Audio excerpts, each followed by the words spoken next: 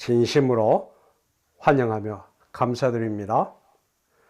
오늘은 요셉의 삶을 통해 기도에 숨겨진 가능성을 발견해 봅시다. 요셉의 삶은 사실 영화보다 더 영화 같은 인생을 살았던 사람입니다. 요셉의 삶의 이야기는 그 어떤 소설에도 찾아볼 수 없는 아주 독특한 면이 있어요.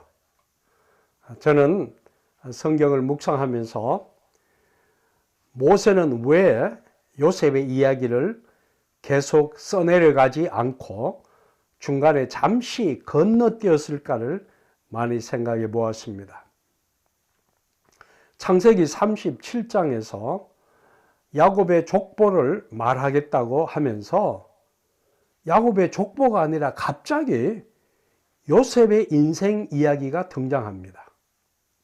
그 이유는 곧 야곱의 후손들이 반드시 살아남고 번창하기 위해서는 요셉의 등장이 꼭 필요했기 때문이라고 생각합니다. 요셉의 흥미진진한 이야기가 폭발하는 순간에 갑자기 중단된 느낌이 듭니다. 왜냐하면 우리가 창세기를 보면은 37장에 요셉의 이야기를 하다가 갑자기 38장에 유다의 창피스러운 족보를 아주 짧게 소개해 줍니다. 이것은 아마도 유다의 타락한 삶과 요셉의 고귀한 삶을 비교하려는 의도였다고 생각합니다.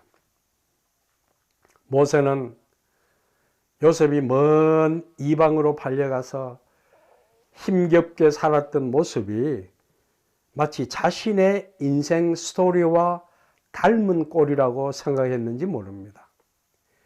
형들로부터 미움받고 버림받아 요셉이 어려움을 당한 그것과 모세 자신이 동족 이스라엘로부터 무시당한 것은 분명히 닮은 꼴입니다. 모세는 여기서 잠시 휴식한 다음 유다 이후에 요셉의 드라마 같은 삶을 써내려갑니다.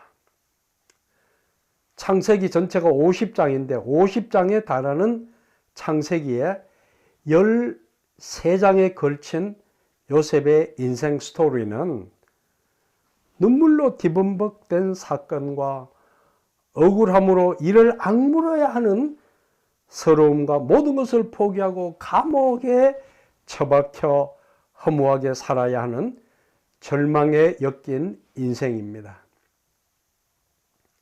그 누구도 요셉의 인생에 반전이라는 말은 상상할 수도 없을 겁니다. 끝없는 절벽에 떨어져 희망도 삶의 보람도 느낄 수 없는 요셉에게 누구도 관심을 두지 않습니다. 그런데 우리가 요셉의 비참한 삶을 생각하고 상상한 그것과는 전혀 다른 삶이 등장합니다. 왜 이렇게 드라마틱한 삶이 요셉에게 다가왔을까요? 성경은 몇 번이나 이러한 삶이 요셉에게 주어진 이유는 여호와께서 요셉과 함께 하심으로라는 엄청난 배경을 말씀합니다.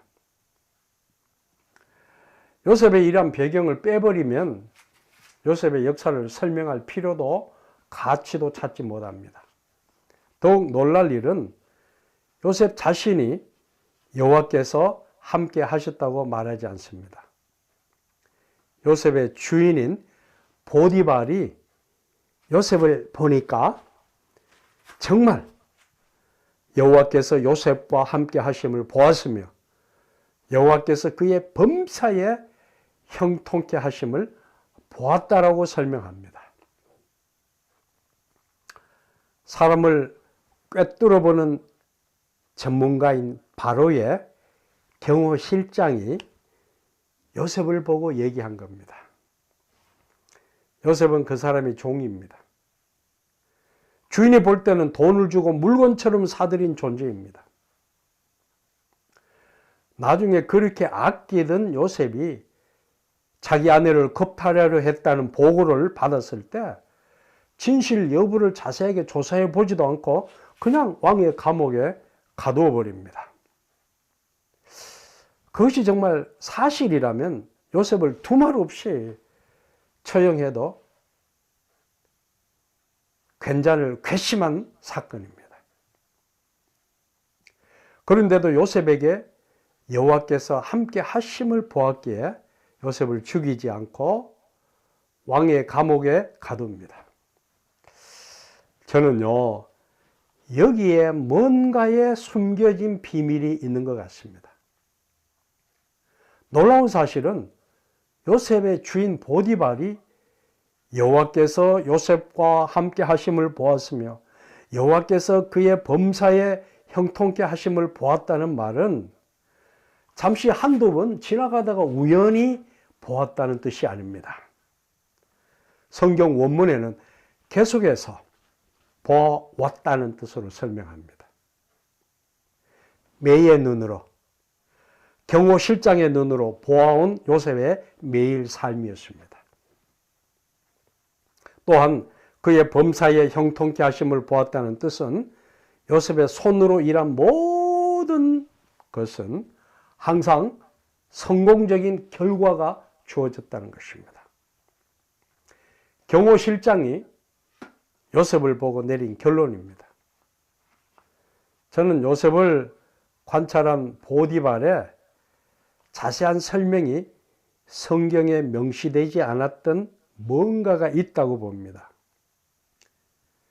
요셉이 자기 주인에게 나는 여호와를 믿는 사람이라 말하지 않았을 테고 또 여호와께서 보디발에게 요셉은 내가 관리하는 사람이라 말씀했을 가능성도 전혀 없습니다.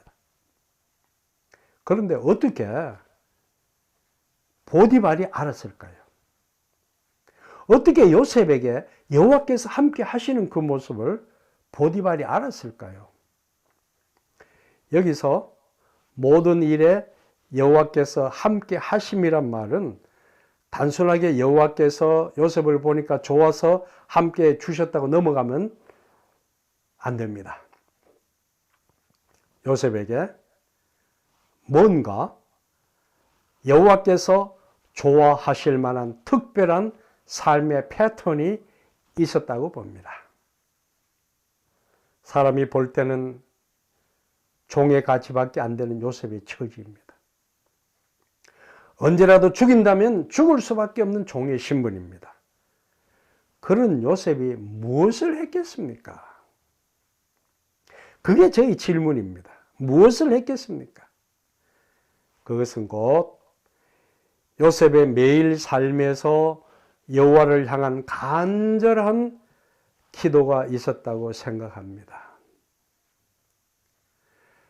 기도하며 맡겨진 모든 가정일을 진행해 나가는 요셉이었다고 확신합니다. 주인 보디발이 그러한 요셉을 보았던 겁니다. 그리고 가정의 모든 것을 요셉 마음대로 관리하도록 맡겨버립니다. 저는 요셉이 형들로부터 버림받아 이집트로 팔려갈 때 형들에게 애걸하며 괴로워했습니다.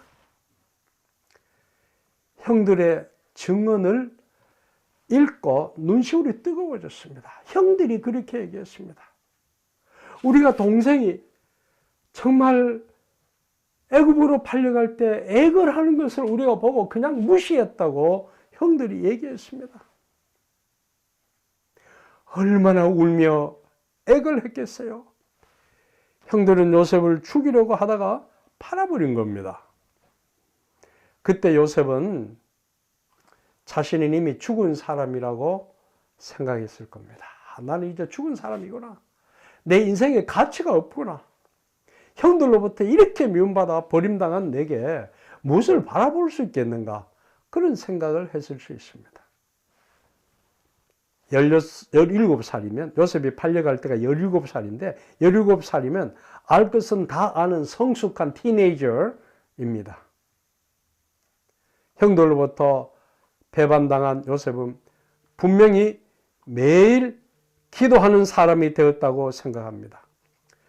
증조 할아버지 아브라함과 그리고 할아버지 이삭과 아버지 야곱의 하나님을 당연히 부르며 엎드리는 사람이 되었을 겁니다.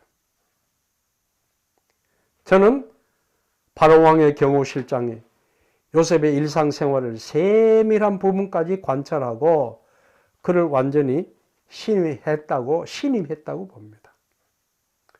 요셉의 개인 생활은 분명히 기도가 몸에 밴 삶이었을 겁니다. 그러니까 보디발은 요셉을 보고 저놈이 저렇게 기도하고 엎드리니 하는 일마다 그의 하나님 여호와께서 돕고 있구나라는 말을 하게 된 겁니다. 또한 제가 충분히 상상할 수 있었던 역사적인 사실이 있습니다. 요셉 시대에 바로왕은 결코 다른 신을 용납하지 않는 백성들의 절대적인 신입니다. 요셉 당시에 존재한 이집트 왕은 이집트의 15대 힉소스 왕조라고 봅니다. 그는 이집트 사람들의 절대적인 신입니다. 다른 신을 용납해주는 왕이 아닙니다. 감히 요셉 같은 이방인이 와서 내가 야훼 신을 믿는다고 허락해줄 사람이 아닙니다. 그런 환경에서 요셉은 남몰래 기도하는 일상을 만들어간 사람입니다.